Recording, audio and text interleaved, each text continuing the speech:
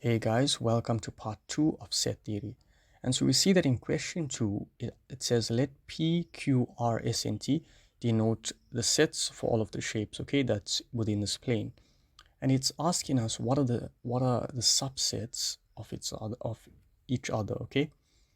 Now, understand this, a rectangle, a square, etc., all of these shapes are all subsets of a quadrilateral, all right? So given that, let's start this off. We'll put for number 2, we're going to have your P, S, that's an S, guys, it's not a 5, it's not the best S, but it is what it is. R and T is a subset of Q. And what we can do further is we can continue to state what each shape is and what the subsets of those shapes are. So we can put a rectangle is a subset of P, and okay, for this video I'll just use this sign here.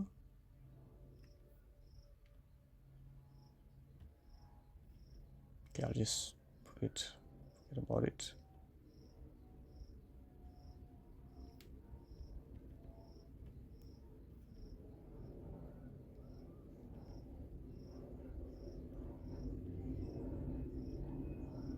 And then we can also put S is a subset of R and P and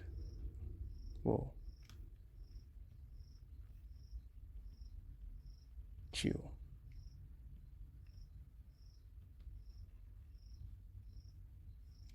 Right?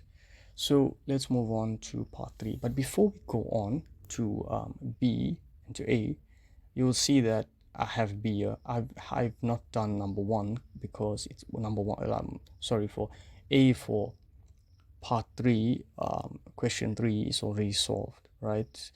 It's just the only thing you can do here is basically expand on the steps and show all of it, but you can't really do anything for A. But what we can do is we can do something for part B. Okay, so we're going to do part B. All right, so for B, let's solve the equation. Okay, but you know what, before we go on, I just want to remind you of something. I want to remind you of certain steps that we covered in part 1, and that is a set. All right, just want to highlight this moment.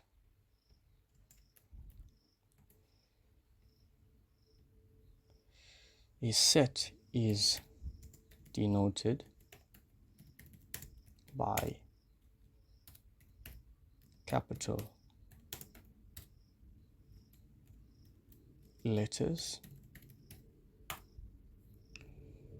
Okay, just want to remind you of that. And a subset contains brackets. Finally, an element does not contain brackets. Okay, it's very important for you to remember this. Okay, let's continue. So let's solve the equations. We have x minus 2. This is just easy algebra, guys. Plus 7. We have x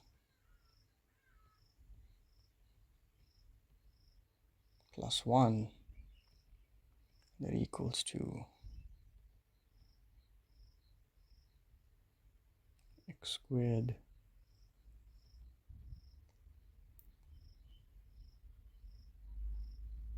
plus 5x plus 7. Okay, this is a plus, and so that equals to x squared minus 2x plus 7x plus 7. Okay, and then that equals to, if we put the common elements together, common variables, x squared plus 5x plus 7. And so then we'll find that these two now correspond and equal to each other.